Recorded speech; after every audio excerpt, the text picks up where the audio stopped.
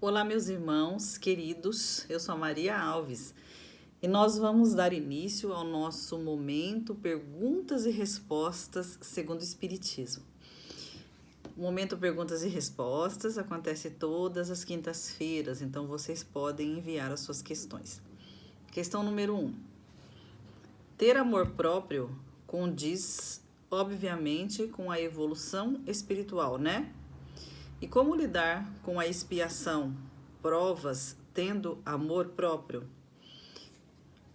Bem, o amor próprio, ele tem, assim, vamos dizer assim, dois lados para a gente avaliar. Existe a pessoa que tem amor próprio e ela é orgulhosa demais, e existe a pessoa que tem amor próprio, que é aquele amor verdadeiro que nós devemos ter de nos amar. Que a gente se ama e a gente tem que se amar mesmo, sem excessos, ou seja, dar valor à nossa existência, ao nosso corpo, cuidar da nossa mente, cuidar da nossa intelectualidade, conhecer aí as questões espirituais, estudar. Então, isso é ter amor próprio, né? E a partir daí, cuidar das pessoas como a gente tem que fazer, priorizando sempre a bondade. A gente precisa tomar muito cuidado com o orgulho, para a gente não confundir tudo isso com orgulho e vaidade. Então, essas questões a gente vai lidando no dia a dia, começando avaliando a nós mesmos, deixando de lado os excessos para, então, viver com o que é prioridade. Questão número 2. Sempre que tenho algo para fazer, por exemplo, tenho que acordar em tal horário, ouço no pé do ouvido bem forte uma voz firme, masculina, o meu nome, como se fosse para eu acordar. Porém, é uma voz tão grave que na hora abro o olho. Antes me assustava, hoje não mais. Olho ao meu redor e nada, nem ninguém. Alguém sabe o que seria isso? Então, meu irmão ou minha irmã que fez essa questão pode até ser algum espírito que gosta de perturbar, né? Porque nem o espírito protetor nosso estaria conosco todo dia na hora do despertar, né, à nossa disposição para que a gente acordasse, tirando de nós aí o nosso esforço, a nossa força de vontade. Então, pode ser que seja, sim, algum irmão espiritual que gosta de acordar você aos sustos. É preciso fazer orações e nessas orações pedir para que esse irmão seja guiado. Assim como pode também ser alguma coisa do seu inconsciente que você guarda em você e de repente talvez um trauma de encarnação passada, não sabemos, e geralmente nesse momento de despertar você ouve essa voz. Tudo a gente tem que analisar dentro de nós, nem tudo é espírito, nem tudo são coisas espirituais, muitas das vezes são questões nossas, emocionais, né, do psicológico e do inconsciente. Então, vamos avaliar. Questão número 3. Mesmo sabendo que tenho que passar por provas para melhorar, posso pedir para Deus que elas sejam mais leves? As nossas provas, elas já são leves, porque elas são de acordo com os nossos ombros. Deus não coloca fardos pesados em ombros leves, Ele coloca aquilo que a gente pode carregar. Embora a gente ache pesado, mas não é. Vamos parar um pouco, respirar, analisar, fazer uma avaliação do mundo, da vida das pessoas e ver como que nós somos muito privilegiados. Porque enfrentamos problemas sim, problemas sérios, mas tem gente que enfrenta pior. Então, se está a prova aí para você, é porque você tem condições de vencê-la. E nunca estará sozinha, né? Questão número 4. Vejo que no Espiritismo não se fala de santos, arcanjos, Miguel. Eu acredito neles. Estou errada?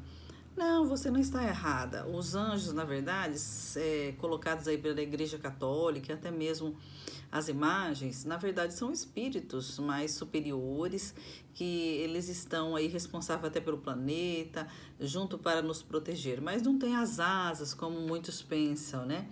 Eles também não são santos, são espíritos que evoluíram e chegaram a essa condição de já poder estar orientando. Então, não tem nada demais você fazer a sua oração e você crer neles, só que tenha uma fé raciocinada. Busca aí o raciocínio, busca a lógica, que aí a sua fé vai ficar mais fortalecida ainda. Questão número 4. Errei. Questão número 5, na verdade. Como os entes que morreram recebem nossas orações? Eles sabem que são nossas? Eles recebem as nossas orações porque a linguagem do Espírito é o pensamento. Então, sim, nós temos aquela conexão, a mesma conexão que a gente tem com o nosso parente encarnado, com o nosso amigo, a gente vai ter com ele quando ele estiver desencarnado, é a mesma coisa. E a linguagem do Espírito é o pensamento. Então, sim, eles vão saber que é nosso. Às vezes eles, ou nós mesmos, depois que desencarnamos, passamos por um momento ali ainda de esquecimento, de sonolência, de perturbação, mas as orações são importantes e elas vão chegando. E no momento certo, o espírito ele sabe de quem é. A espiritualidade vai auxiliando ele nisso também. Questão número 6. Como ajudar uma pessoa que está enferma, mas é muito rebelde, grossa? Gosto muito dela. Quero me oferecer para fazer alguma coisa ou acompanhá-la nas quimioterapias. Mas, sinceramente, tenho medo da reação dela. Ela não tem filhos, as irmãs e sobrinhas não aguentam o temperamento e vão muito pouco na casa dela. Orando muito para essa pessoa, se colocando à disposição dela, do jeito que você achar melhor, do jeito que você achar menos invasivo, porque tem pessoas que não gostam, que outras invadem, aí a gente tem que respeitar. E se ela está sofrendo, é o fardo dela, que ela vai ter que carregar. E ore, peça a espiritualidade que dê forças a ela, que abra o coração dela, porque talvez até seja um momento muito importante para o orgulho ficar de lado. Questão número 7.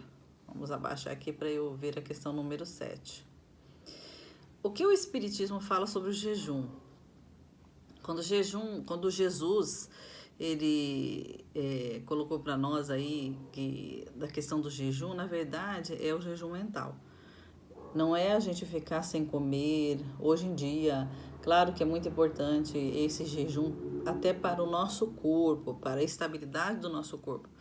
Mas não é o jejum que vai fazer com que nós tenhamos boas vibrações ou contato com os espíritos superiores. O que vale mais é o que sai da boca e não o que entra. A gente tem que se cuidar, sim, né?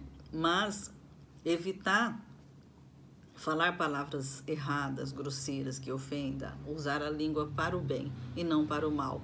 Então, o jejum, na verdade, é o jejum dos pensamentos, é o jejum mental, é nós orarmos e vigiarmos todos os dias os nossos pensamentos, para que assim a gente tenha uma conexão melhor com a espiritualidade.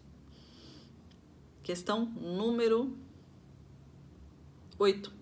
Às vezes do nada vejo uma cena na minha cabeça e logo depois acontece. Por que vejo o futuro e para quê?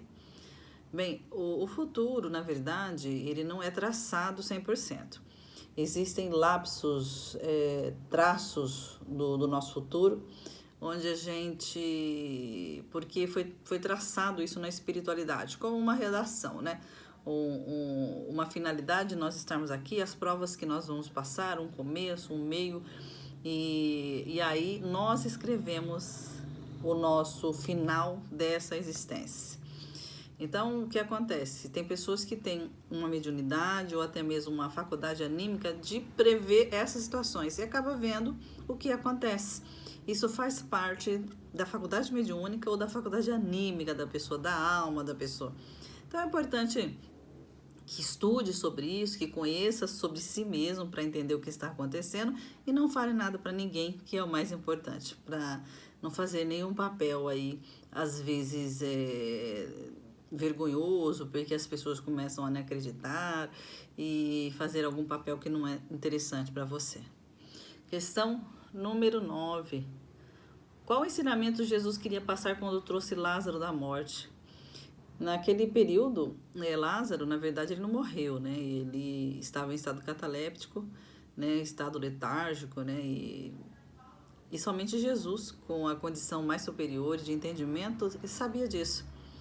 Então, ele chamou ele para ele retornar desse estágio e não da morte. Jesus não viria jamais contrariar as leis naturais. Mas isso precisava acontecer naquela época para que Jesus também pudesse ter na visão do povo a importância que o povo poderia dar para ele. Então é um período que precisava acontecer isso e Jesus trouxe para nós o grande ensino de que ele não derroga as leis naturais, porque as condições de Lázaro é até estudado pela ciência, né? Ele estava nesse processo de não morte. E foi um momento onde somente Jesus, com sua superioridade, poderia ver. Questão número 10. Sinto que minha vida não evolui, mesmo que eu tenha fé, parece que está travada. Pode ser algo espiritual? Meu irmão, minha irmã, a vida de todo mundo aqui nesse planeta parece que está travado. Às vezes a gente olha para os outros, vê que as pessoas estão evoluindo e parece que a gente não vai para frente, que não consegue caminhar. Mas, na verdade, é a condição do nosso planeta, de mundo de provas e expiações. Nós temos essas provas difíceis mesmo. Mas lute, não fique parada, não perca os seus objetivos, vá em frente, porque uma hora a coisa destrava, que é na nossa mente, que a gente acha que está travado. Tudo o que tem que acontecer vai acontecer, mas a gente precisa trabalhar para isso, tá? Muito importante que você pegue o caminho do bem para que ao seu redor esteja sempre bons espíritos te intuindo, te ajudando e melhorando aí a você mesmo. Desculpa, nós chegamos ao fim do nosso momento de perguntas e respostas. Quero agradecer a todos e deixar a mensagem de que você nunca está só. Não deixe de orar. Não deixe de ter fé, não deixe de confiar, não deixe de conversar com os amigos, não fique se isolando, converse, dialogue, procure dividir aí aquilo que você enfrenta, assim vai ser mais fácil, juntos somos mais fortes, vamos amar cada vez mais. Um grande abraço.